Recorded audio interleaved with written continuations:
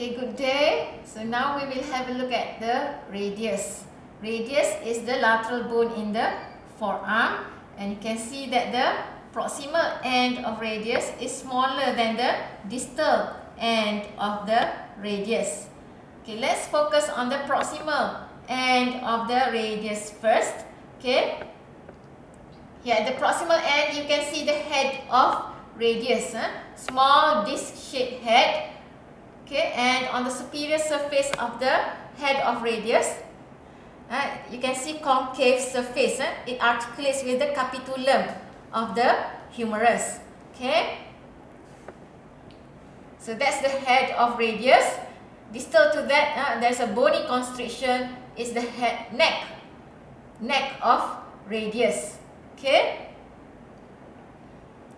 Okay, distal to the neck of radius, there's a bony prominence directed medially. This is the radial tuberosity.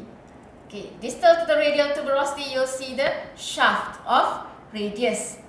Okay, shaft of radius, and you can see that as you go down the radius, the shaft of radius increases in diameter. Okay, shaft of radius increases in diameter, and medially it has a sharp interosseous border. Now let's have a look at the distal end of radius. Distal end of radius here, you can see that on the medial surface here, it has a concave surface. Concave surface. This is ulnar notch, where it articulates with the head of ulna. And laterally here, you can see there's a bony projection.